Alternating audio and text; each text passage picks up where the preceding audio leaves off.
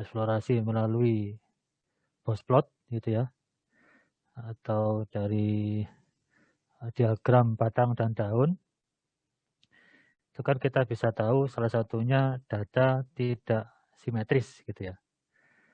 Data tidak simetris. Nah, beberapa metode, beberapa model itu mengasumsikan bahwa datanya itu simetris. Atau lebih khususnya datanya berdistribusi normal. Jadi yang catatan ya, yang simetris itu tidak selalu normal ya.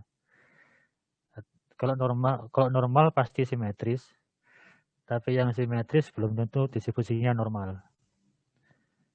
Karena ada beberapa distribusi yang simetris tapi bukan distribusi normal. Seperti distribusi T, Cauchy, itu kan sama-sama yang kontinu, itu simetris tetapi bukan normal. Ada juga yang datanya simetris tapi berada di interval 0 dan 1. Itu nanti mungkin dipelajari, ada namanya distribusi beta gitu. Jadi kayak proporsi persen gitu bisa didekati dari distribusi beta. Itu bisa simetris. Jadi intinya data simetris belum tentu normal gitu. Tapi kalau normal kalau normal itu pasti simetris.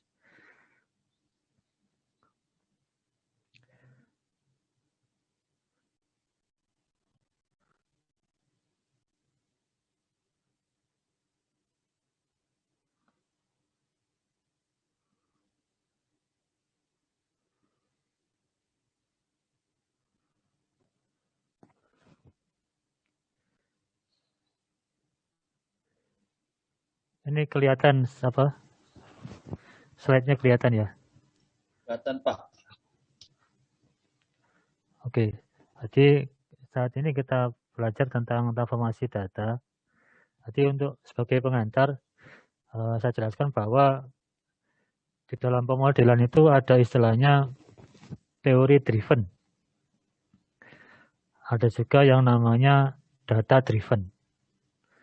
Nah, apa itu teori driven? Ini secara singkatnya seperti ini. Jadi pemodelan yang dalam proses pemodelannya itu didominasi oleh teori. Gitu. Jadi dengan kata lain, asumsi dan metode pemodelannya itu berdasarkan teori yang menyusun model. Jadi contohnya, jika data tidak simetris, padahal asumsi modelnya itu harus simetris, maka data ditransformasi. Jadi data menyesuaikan dengan teori. Prinsipnya ini data menyesuaikan teori, ini pada prinsipnya. Yang ini di teori driven. Nah, ini nanti yang kita pelajari. Kalau ini belum kita pelajari di luar lingkup materi kita ya. Tapi saya perkenalkan saja. Itu ada namanya data driven. Jadi pemodelan yang dari kebalikan dari yang tadi itu didominasi oleh data. Teorinya sebagai pendukung saja. Jadi dari hasil eksplorasi nanti dikembangkan ke data driven ini. Contohnya, jika data tidak simetris, maka metode atau modelnya yang menyesuaikan dengan data tersebut. Jadi data tidak perlu ditransformasi, tetapi metodenya yang menyesuaikan dengan datanya. Ini yang disebut data driven. Contoh contoh sehari-hari kayak gini lah. Ketika ada kaos atau baju yang ukurannya mungkin L gitu ya, itu ada baju seperti itu. Nah ternyata waktu misalkan saya pakai, nah ini kekecilan gitu. Nah bagaimana? Nah kalau yang disebut driven, saya harus diet. lebih kurus supaya kaosnya pas. Jadi data menyesuaikan. Jadi saya diet supaya kaosnya pas. Tetapi kalau yang itu teori driven ya, Di asumsi teori itu adalah kaos. Di data itu kayak misalkan badan saya. Jadi kalau tidak pas, kaosnya tidak pas, saya diet supaya kaosnya pas. Kalau yang data driven itu kalau kaosnya tidak pas, nah saya perbesar kaosnya gitu. Jadi saya nggak harus diet gitu. Jadi kaosnya diperbesar. Jadi kaosnya yang menyesuaikan, bukan saya yang harus diet supaya pas dengan kaosnya. Seperti itu. Ya, sudah jelas tentang perbedaannya data driven dan teori driven. Ya seperti itu. Sekarang kita bahas tentang transformasi data. Nah, tujuan dari transformasi data itu mengubah nilai asli data menjadi data baru. Atau menggunakan suatu persamaan atau formula matematika dengan tujuan tertentu. Berarti Y transformasi menjadi Y aksen atau Y bintang sembarang. Jadi berubah, datanya diubah. Tapi catatan ini, data yang diubah ini harus bisa kembali lagi. Jadi ketika data ditransformasi, nanti bisa dikembalikan ke data asli. Itu syaratnya, transformasinya. Tidak boleh ketika data transformasi nanti nggak bisa kembali. Contoh kalau log itu kan, ketika Y dilogkan, berarti nanti tinggal kembalikan tinggal 10 pangkat gitu kan. Atau data dilenkan, kembalikan tinggal di E pangkat. Itu bisa kembali lagi. Yang nggak boleh itu kalau tidak kembali. Nggak bisa kembali lagi itu yang nggak boleh.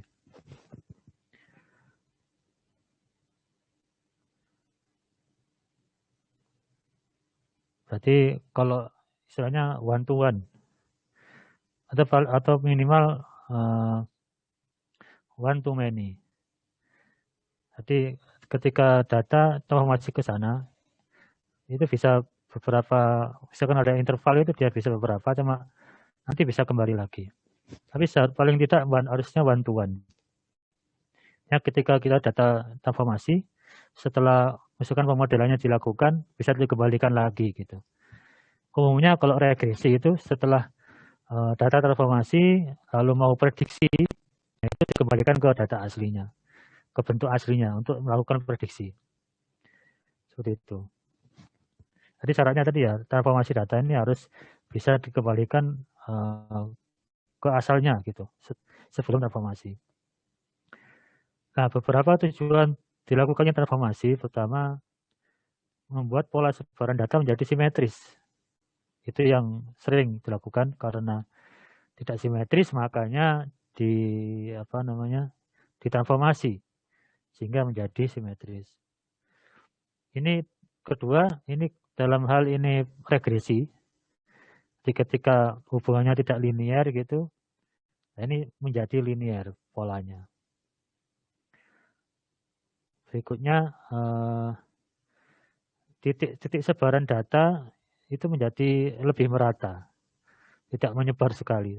Itu jadi lebih merata kalau dari transformasi ini. Di dalam bukunya Tuki ini istilah lain dari transformasi ini namanya re-expression. Jadi kalau ada re-expression ya kata lain dari transformasi. Contohnya kayak gini, ketika datanya seperti ini, itu kan menceng kanan. Nah ini ditransformasi di log menjadi kayak gini. Hasil dari transformasinya. Itu lebih simetris dibanding yang sebelumnya. Tadi yang gini yang tidak linear, jadi tidak lurus, tidak garis lurus ya. Transformasi bisa menjadi garis lurus.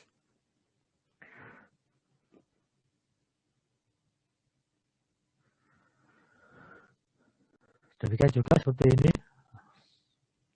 Nah, ini juga transformasi hingga menjadi terbentuk yang garis lurus.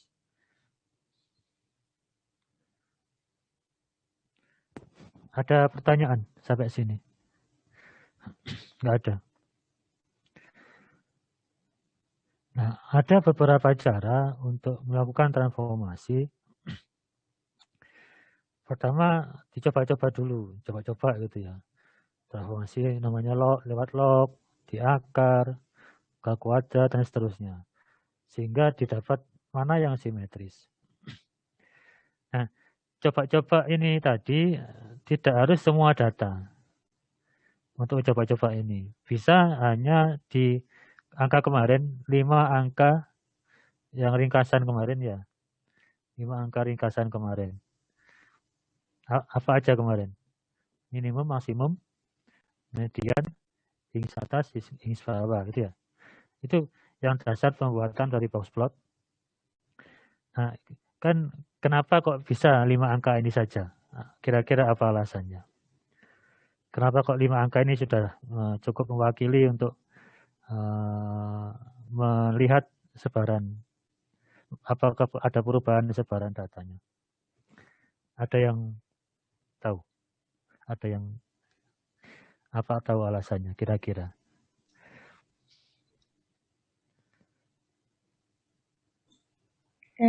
Menurut saya karena distribusi bisa hanya dilihat dari hinge atas dan hinge bawahnya. Hinge atas kurang median per hinge median kurang hinge bawah udah bisa merepresentasikan distribusi. Oke, terima kasih. Tadi hinge bawah, hinge atas sama median bisa merepresentasikan distribusi gitu ya. Ya, ada alasan lain? Mungkin pendapat lain. Ya, saya izin berpendapat. Ya, silakan. Karena ringkasan 5 angka itu tidak dipengaruhi oleh pencilan kecuali maksimal dan minimal gitu. Jadi 5 angka ini tidak dipengaruhi pencilan gitu, Pak. Oh, karena tidak dipengaruhi pencilan. Baik, terima kasih. Nah, seperti ini apa? Ya, terima kasih ya. Ada betulnya. Jadi gini, 5 angka ringkasan ini, ya kan? Itu semua itu berdasarkan apa? Kan tidak berdasarkan dari angkanya kan, semua dari urutan. Semua berasal dari posisi. Jadi antara apa namanya, minimum, maksimum itu posisi paling awal dan terakhir, median tengah-tengah, itu kan hanya semua berdasarkan posisi saja. Nah, ketika angkanya itu diubah, gitu kan, posisinya tidak berubah, ya kan. Nah, yang berubah hanya besarannya, jadi rentangnya, interval dari angkanya itu yang berubah, tapi posisinya tidak berubah. Jadi posisi dari angka-angka 5 angka tadi tidak berubah. Nah, tetapi tadi betul yang dari sisi simetris tidaknya, itu kan nanti ketahuan dari awalnya mungkin jaraknya besar dari hinge dan median, tetapi ketika ditransformasi jaraknya menjadi menyempit, gitu ya. Nah, dari sana itu yang sehingga cukup dari 5 angka itu cukup. Karena transformasi itu hanya mengubah data, tidak mengubah posisinya.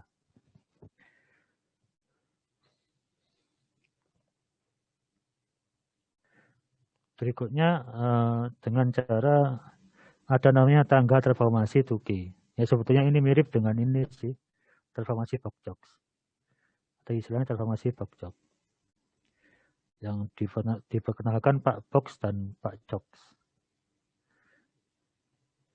Ini jangan dibaca pakai dialek Jawa Timuran ya.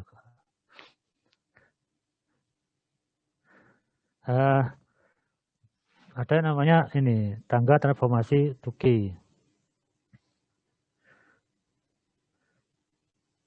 Jadi bentuk khusus dari transformasi Bok-Jok ya. Di rumus ya kayak gini. Ya bakat lambda dan 0. Ada nanti contohnya. Jadi istilahnya ada beberapa macam Y pangkat lambda.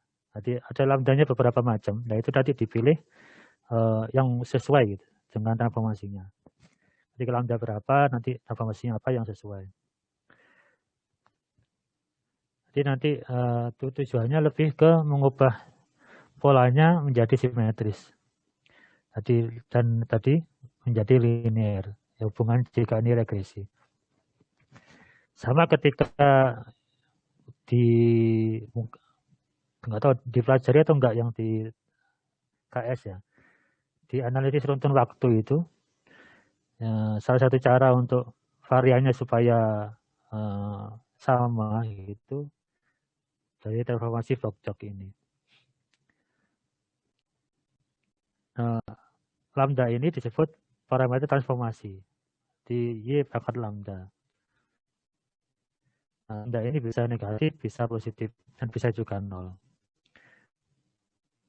Nah, ketika 0, maka transformasinya adalah log Y. Jadi ketika 0 itu transformasinya adalah log.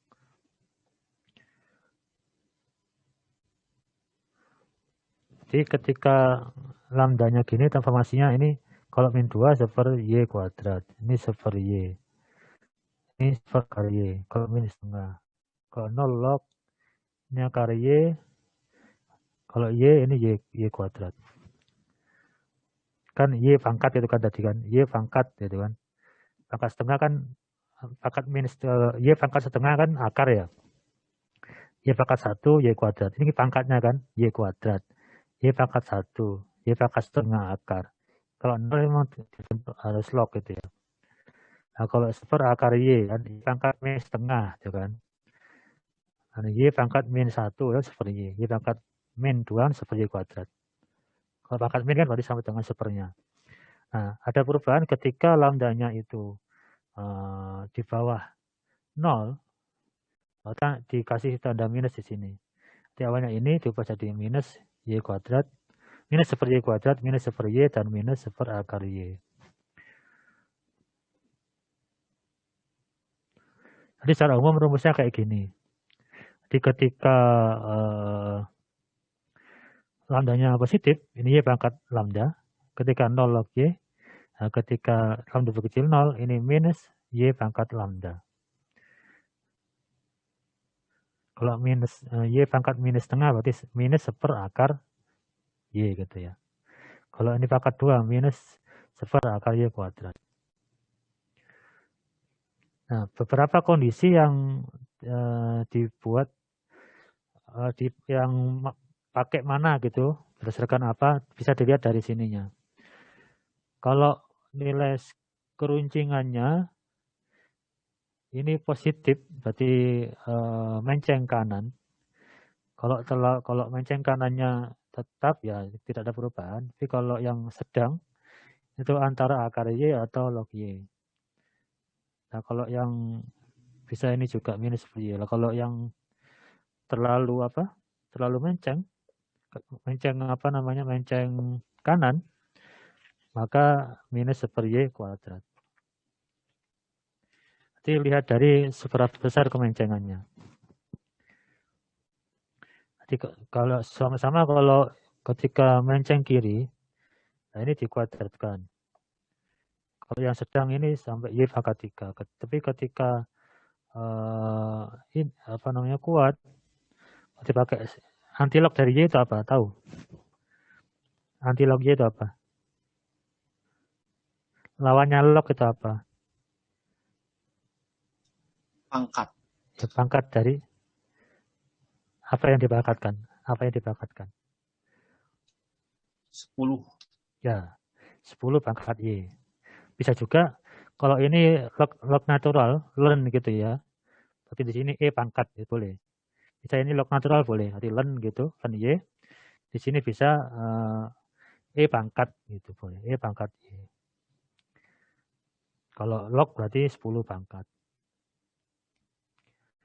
Umumnya yang dipakai itu pakai E, bilangan natural umumnya. Jadi kalau baca di buku-buku yang versi buku-buku Inggris gitu ya, yang berbahasa Inggris. Umumnya log natural itu dipakainya log. Arti learn di buku itu log. Ini sebetulnya learn. Kalau di buku-buku yang matematika yang bahasa Inggris gitu ya. Arti log itu sebetulnya yang dipakai adalah learn.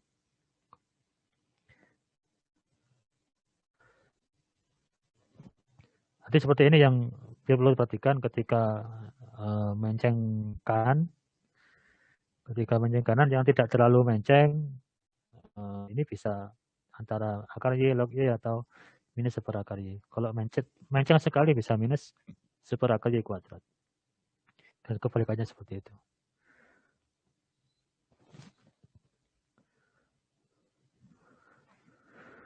Nah, jadi transformasi yang banyak yang sering dipakai untuk dalam hal kelinearan, yang tadi pakai transformasi tangga Tukey tadi ya. Jadi hasil dari itu hubungan antar variabel itu menjadi linear. Dan kedua, kita juga bisa tahu beberapa hubungan dari Y berdasarkan dari lambdanya. Masih memperkirakan hubungan antara Y dan X itu, antara variabel bebas dan tidak bebasnya. Kalau sudah bahas regresi, nah itu ada beberapa lambda itu bisa diketahui. Nah contohnya ketika lambdanya segini, min 1 kayak gini bentuknya, min 5 kayak gini, dan seterusnya. Ketika 0 berarti, oh ini linear gitu. Nah, berarti transformasinya log ini ya. Ketika di log dia menjadi linear. Ya kan? Coba-coba antara min 1 gini. Nah, ketika log dia linear.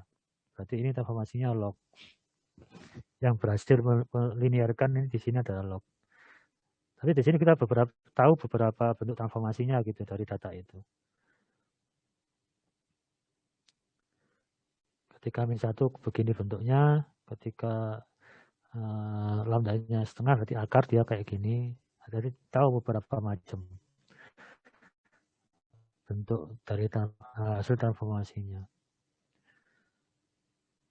Ini contoh dari misalkan datanya seperti ini, gitu ya. Tinggal transformasi saja.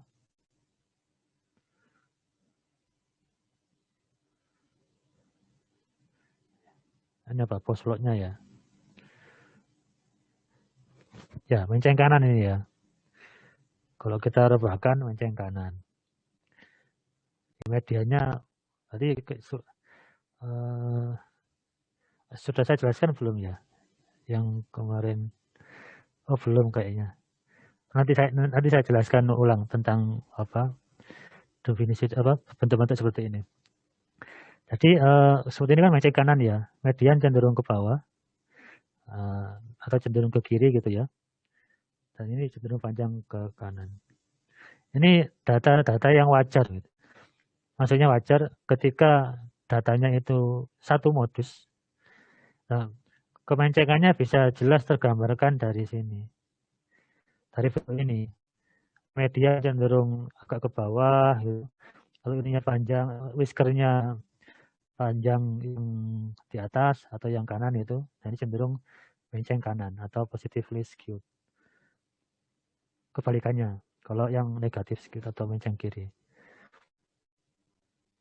Tapi ini ketika data yang itu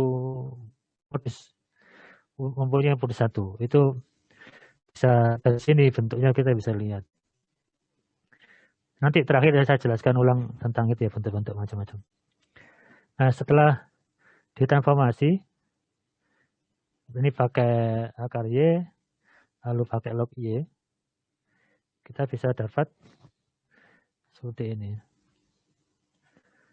Ketika ini masa barannya tidak terlalu berbeda ya, berbeda, sudah agak berbeda, cuma bentuknya tidak terlalu gitu ya. Ini sudah berbeda dari sini awalnya puluhan gitu ya.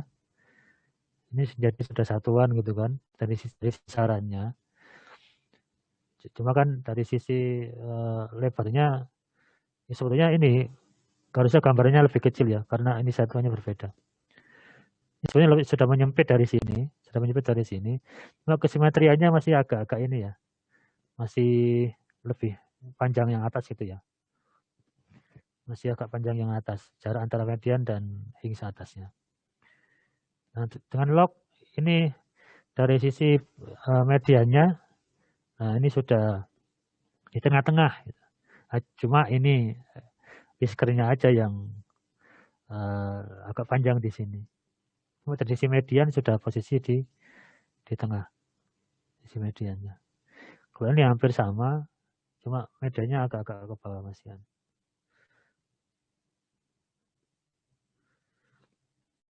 Nah, ini transformasi hanya dari 5 ringkasan. Bisa 5 ringkasan saja.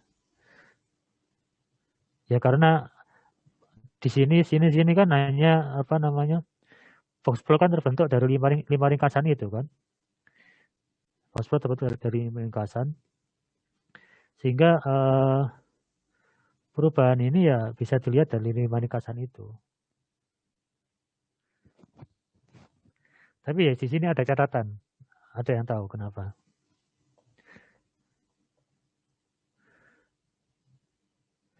Lima ringkasan ini berlaku dengan catatan. Gimana? Ada ini enggak? Ada yang bisa menduga? Dengan catatan ini ada outlier. Kalau ada outlier, ada kemungkinan yang sebelumnya itu outlier, ketika ditransformasi tidak lagi menjadi outlier. Jadi ininya kan berubah. Ya, batasnya kan berubah. Yang di whisker yang ini kan, batasnya yang pencilan atasnya itu bisa berubah. Yang ada beberapa kasus yang pencilan yang awalnya jadi pencilan, setelah ditransformasi tidak lagi ada pencilannya. Jadi sudah menjadi di dalam bagian dari whisker.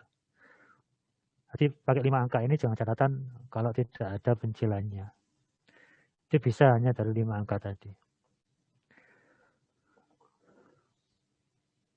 Ada pertanyaan sampai sini? Tidak ada. Oke, beberapa catatan tentang tadi. Apa? Power itu apa? Ada yang tahu? Pangkat. Pangkat. Nah, berarti tadi lambdanya tadi ya. Lambdanya tadi ya. Jadi kalau pangkat 2, Y pangkat lambda dari lambda 2, Y pangkat 2. Ini kan dikuadratkan ya. Ini cocok ketika unimodal. Ketika unimodal. Dan menceng ke kiri. Seperti yang tadi, ada dari diagram tadi. Dari tabel tadi. Lalu, kalau satu kan berarti datanya asli ya. Nah, kalau yang ini akar, ini cocok untuk data-data jumlah. Data jumlah. Nah, yang contohnya data jumlah itu apa? Kan istilahnya diskrit ya. Kalau hasil penghitungan itu tipenya diskrit. Hasil penjumlahan itu diskrit. Tapi kalau pengukuran itu kontinu biasanya. Kayak berapa meter itu kontinu, diukur berapa meter, ditimbang berapa kilo, itu kontinu. Kalau jumlah anak atau jumlah murid, nah itu kan diskrit. Hasil dihitung. Ya hasil penghitungan itu diskrit, dijumlah gitu kan.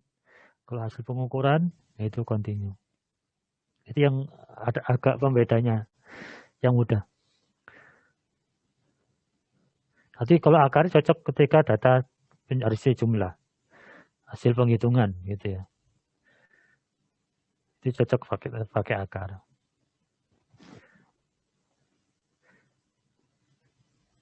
Nah, saya ulang, ini adalah ketika tadi ya, transformasi ini adalah ketika kita pakai metode teori driven tadi ya. Kalau 0 ini log ya. pakai log ini kan. Nah, kalau tahu nggak ketika akar itu syaratnya apa? Akar, log gitu. Datanya harus apa? Yang bisa Lebih besar diakar 0. yang positif ya, lebih besar 0, berarti positif ya. Harus yang positif. 0 itu positif atau bukan? Non negatif. Ya, ya bukan positif ya. Berarti positif harus lebih besar dari 0 ya. Positif lebih besar dari 0 itu positif. Jadi syaratnya itu. Tapi gimana ketika datanya ada yang 0 gitu. Supaya bisa dilogkan, diapakan. Nah, itu bisa ditambahkan angka gitu kan.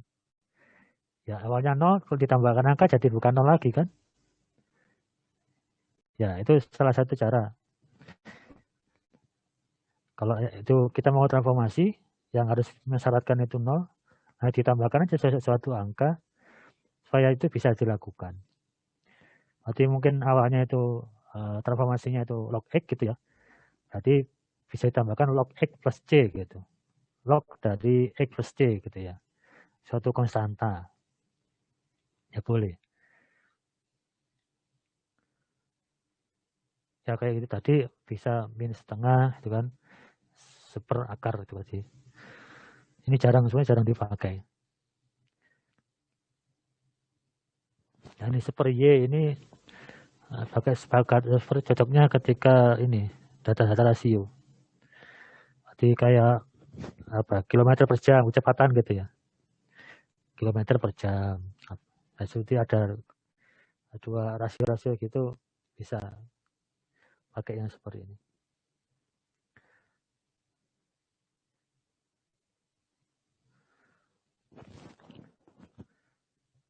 Ya, tadi yang saya jelaskan bahwa jika tidak ada nilai data yang 0 atau negatif, nah, logaritma dapat berguna gitu kan. Jadi syaratnya logaritma harus positif gitu ya.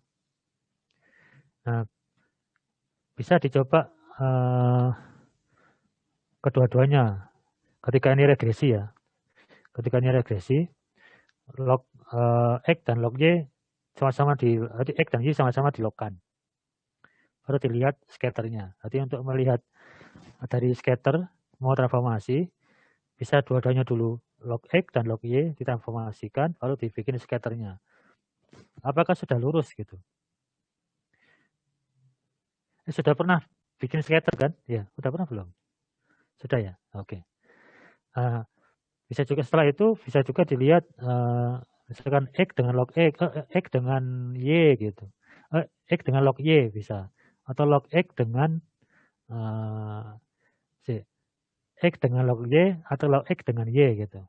Nanti bisa kombinasi dari situ. Bisa scatterkan. Yang mana yang lebih cenderung lurus, membentuk garis lurus, nah itu yang dipilih. Nanti lebih linear gitu ya. Itu untuk dalam kasus ini kalau kita lihat pola hubungan.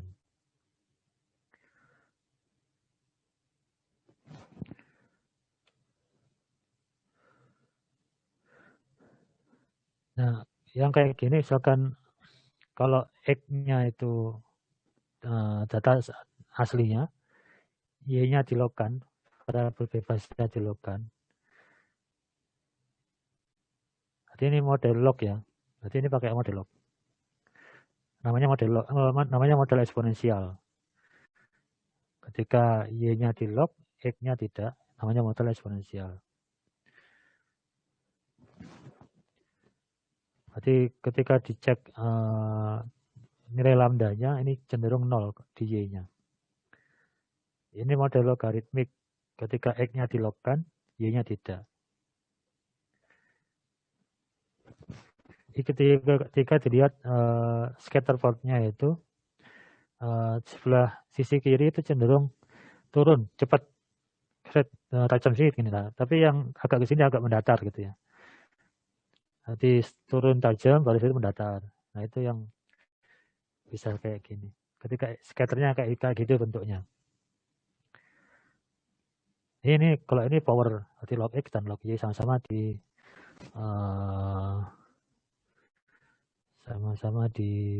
logkan gitu ya.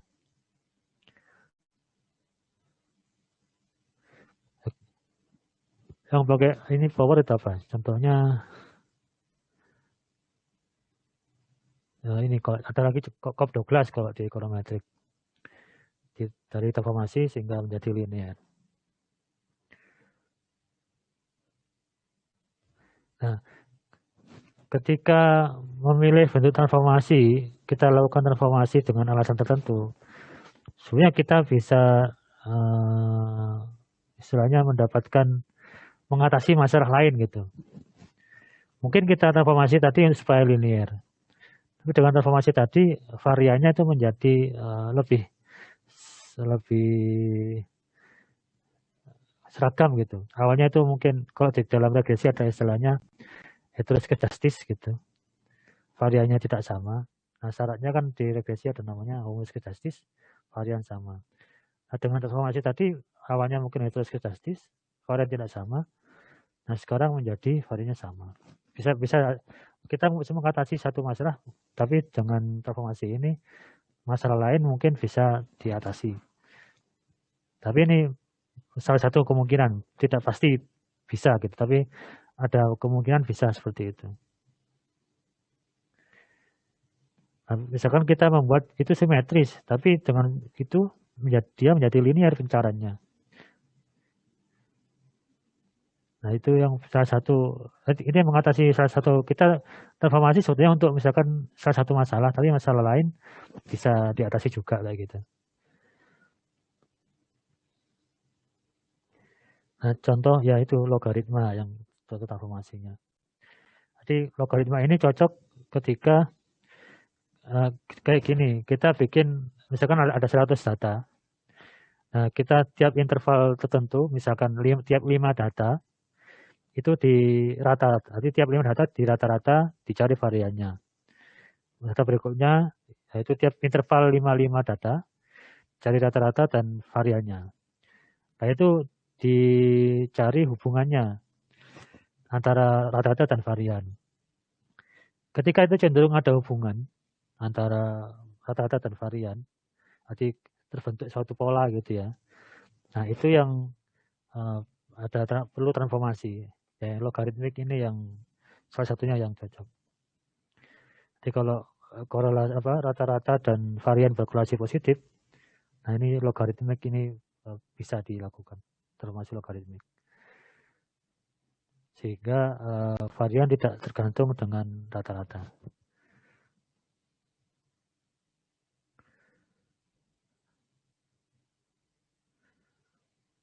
Jadi kayak gini, ada varian, itu rata-rata lah ini terbentuk pola gitu kan. Terbentuk pola. Nah, kayak gini. Nanti sigma ada ini kuadrat. Nah, ini pakai logi. Jadi varian itu fungsi linear dari kuadrat rata-rata. Ini varian sigma kuadrat. Ini fungsi linear dari kuadrat rata-rata. Nah, ini yang pakai logi. Atau di sini pakai learn nih, bisa pakai learn boleh.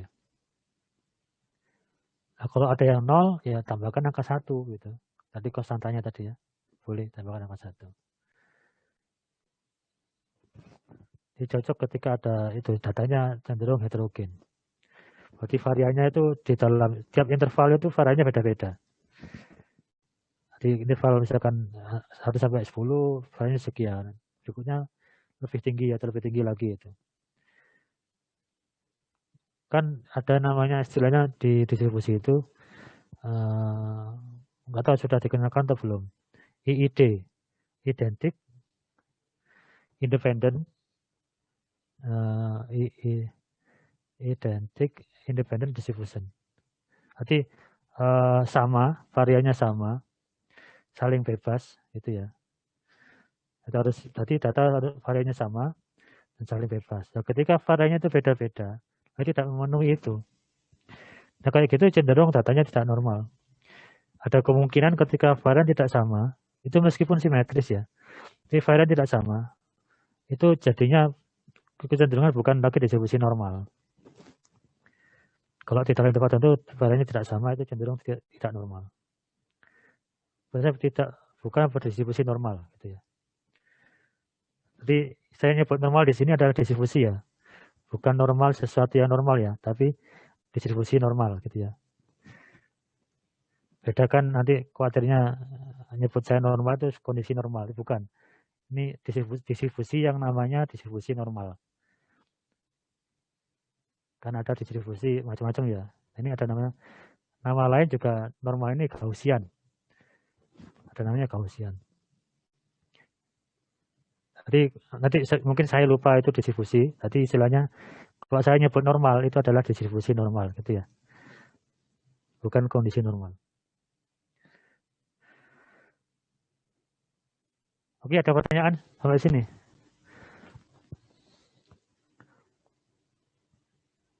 Jadi kalau gini ada pertumbuhan tiap waktu itu ada perubahan itu ya. Data-data kayak gitu aja cenderung berubah heterogen gitu. Ya, terutama ini, setiap varian itu suatu fungsi dari rata-rata kuadrat. Itu pakai logaritmik. Pakai logaritma.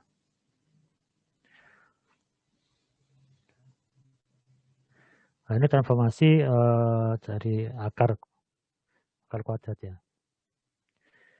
Tadi cocoknya kan data tadi data jumlah gitu ya. Hasil atau data diskrit. Ada yang diskrit. Ini contohnya distribusi Poisson. Sudah pernah dikenalkan? Belum ya? Apa itu distribusi Poisson? Belum ya? Nanti diingat-ingat aja. Atau ini ya, distribusi Poisson gini, jumlah dari suatu kejadian pada interval waktu tertentu. Itu jadi kayak gini, jumlah orang yang antri antara jam 8 sampai jam 9 gitu. Antri di ATM gitu. Atau jumlah orang yang belanja di Indomaret antara jam 1 sampai jam 2 gitu. Nah, pada interval tertentu ada jumlah kejadian, ada jumlah kejadian orang antri, jumlah kejadian orang belanja gitu. Atau jumlah kecelakaan di satu jalan gitu, jalan tol bulan Januari gitu, bulan Februari lah, itu juga itu distribusinya Poisson. Jadi kecenderungan jumlahnya itu tidak banyak. Itu mengenalkan aja ya, nanti dipelajari lebih lanjut mungkin di mata kuliah yang lain. Ada juga yang istilahnya Bernoulli, tahu ya, distribusi Bernoulli. Bernoulli belum, nanti juga dikenalkan mungkin ya, istilahnya sukses gagal. Ada kejadian yang sukses gagal. Nah itu Bernoulli. Kalau yang contoh klasik, contoh yang sering disebutkan itu ketika kita melempar koin, itu kan koin antara yang gambar apa? Kalau koin sekarang gambar apa ya? Kalau di istilah luar itu ada ekor dan kepala gitu. Kalau di koin yang sekarang apa ya? Angka atau gambar gitu ya. Kalau koin-koin lama dulu ada gambar wayang, gambar sama angka gitu. Istilahnya ada dua sisi gitu ya. Itu sukses gagal. Nah, itu namanya Bernoulli, istilahnya Bernoulli. Atau kalau kita mendata ketemu miskin atau kaya gitu, miskin atau tidak miskin gitu, nah, itu kejadian yang Bernoulli. Yang dua pilihan, sukses atau gagal. Atau kalau yang istilahnya, kalau anak-anak muda kan nembak itu diterima atau tidak gitu ya. Nah, itu sukses atau gagal ya, kayak gitu, itu proses Bernoulli.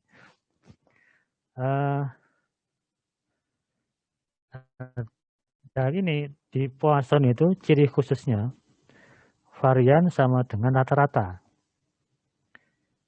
Nah ketika varian tidak sama dengan rata-rata, nah itu yang tidak terpenuhi distribusi Poissonnya itu. Nah, sehingga ditransformasi. Ini kan secara ini ya tadi teori driven ya. Karena tidak memenuhi distribusi sebagai distribusi Poisson, misalkan, data ditransformasi. Sehingga bisa menjadi varian dan rata-rata bisa sama. Pakai tadi ya, akar kuadrat. Nah, ketika ada 0, tambahkan setengah gitu. Akar dari misalkan setengah jadi. Kalau itu datanya ada yang 0. Nah, tapi ketika itu bukan teori driven ya, istilahnya data driven, ya boleh. Kalau ini Poisson nggak terpenuhi, bisa pakai distribusi yang lain. Ada namanya binomial negatif, gitu, dan lainnya ada beberapa. Atau mixer itu boleh. Ini untuk pengenalan aja ya, nanti supaya tahu aja, nanti berikutnya kita dipelajari. Ya nanti kalau misalkan pas dengar ada Poisson, biar tahu lah.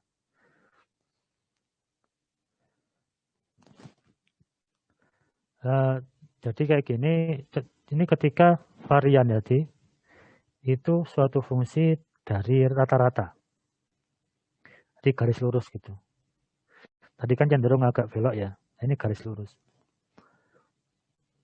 Nah, ketika seperti itu, pakai tadi akar. Jadi ini ciri-ciri khusus ya, mau pakai transformasi apa gitu ya. Ada pertanyaan sampai sini? Berarti akar ini cocok ketika datanya discrete atau data hasil hitungan. Data hasil penghitungan atau penjumlahan gitu.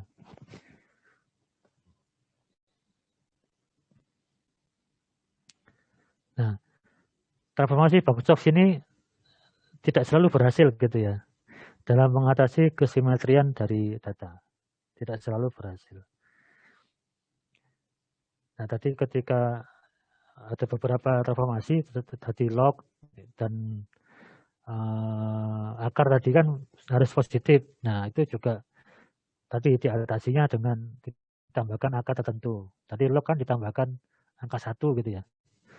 Kalau akar ditambahkan setengah. Itu untuk mengatasi ketika ada angka yang bukan 0. Padahal mensyaratkan itu 0.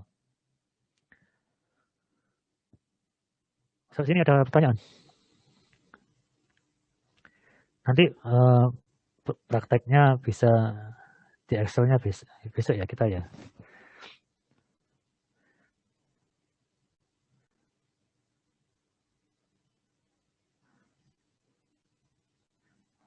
Nah, ini bisa dicoba nanti ya. Sudah di-download ya yang di Classroom. Nanti sebagai respons ini saja. Coba dilihat apa namanya di transformasi. Kalau gini kayaknya susah kalau manual ya. Berarti bisa boleh pakai Excel lah boleh. Atau bisa kalkulator atau boleh terserah. Nah, cocoknya pakai transformasi apa? Kayak gini juga. Bikin apa? Dari sebaran berikut bikin 5 ringkasan gitu ya. Baru bikin box plotnya. Baru ditransformasi, kalau memang nggak linear, dilinearkan jadi apa gitu ya. Dan ini juga. Jadi dilihat box plotnya, lalu bentuknya simetris atau tidak. Jika nggak simetris, ditransformasi supaya, maksudnya nggak simetris. Ya benar, ketika nggak simetris, transformasi supaya simetris gitu ya. Data-data ini. Oke, satu lagi ya yang mungkin boleh saya jelaskan kembali.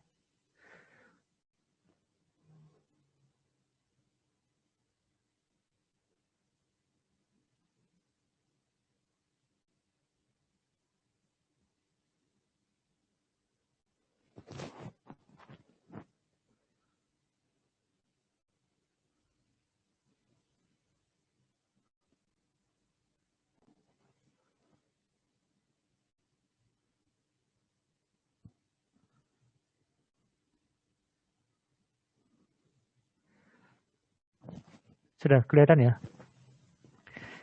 Saya belum jelaskan ini kan ya? Belum ya? Tadi contoh-contoh yang ini ya, perbandingan antara histogram dan boxplot gitu ya. Ini kan simetris gitu ya, datanya simetris. Nah ini boxplotnya ya ini kan antara whisker yang di atas sama yang bawah dan medianya di tengah-tengah gitu ya. Ini cenderung sama. Itu simetris. Ini modusnya 1.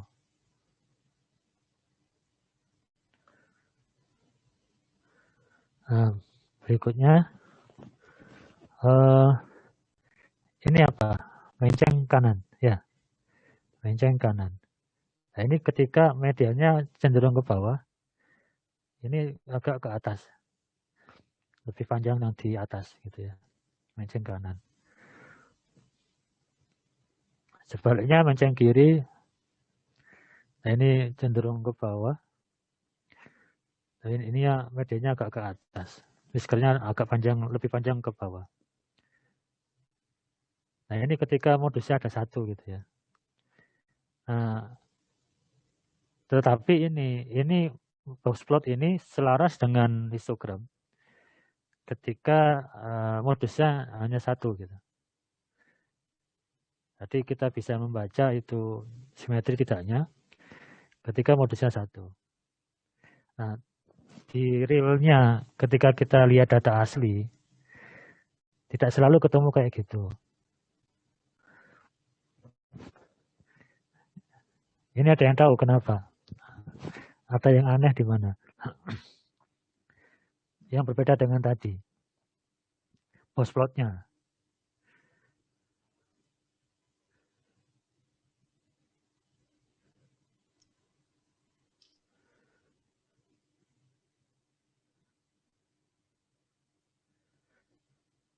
Kalau tadi kan kalau ini panjang, whiskernya panjang ke atas, medianya cenderung ke bawah.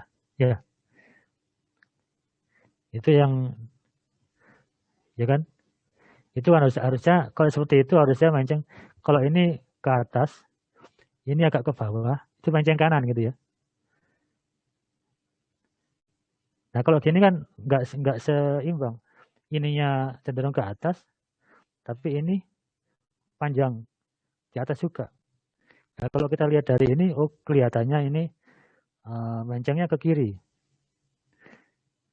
Kalau kita hanya melihat whiskernya saja, seharusnya menceng kanan. Ya. Tapi kalau kita melihat dari medianya saja, itu cenderung menceng kiri ya. Ya kan ini cenderung ke atas. Tapi kalau kita lihat histogram lebih mirip ke kiri. Jadi ini lebih mengikuti medianya dibanding whiskernya. Nah kalau kita ketemu data kayak gini, kita jadi bingung antara median dan ini nggak selaras, nggak sama gitu, tidak seperti tadi. Nah itu karena di sini modusnya lebih dari 1. Ada modus ini, di sini juga ada modus lagi gitu. Cuma nggak terlalu kentara data ini, tapi aslinya ada modus lebih dari 1.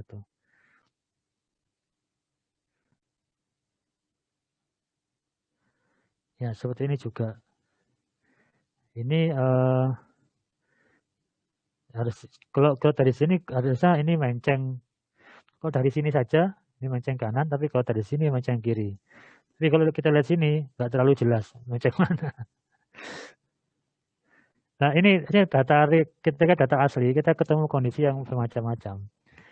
Jadi ketika antara median dan whisker ini tidak sesuai dengan yang seharusnya, ada kemungkinan ini modusnya lebih dari 1. Jadi kita bisa membaca itu simetris atau tidak dari boxplot itu ketika modusnya hanya 1. Oke, terima kasih. Begitu sedikit penjelasannya, tambahannya. Ada pertanyaan lagi? Kalau tidak ada, bisa dikerjakan tadi. Cuma boleh ngerjakan pakai Excel, cuma nanti ditulis manual ya. Ditulis, tetap ditulis, cuma ngitungnya boleh pakai Excel atau kalkulator. Yang untuk responsinya. Sama rangkuman tadi. Rangkuman tadi sama tadi latihan soal untuk responsi. Ada pertanyaan?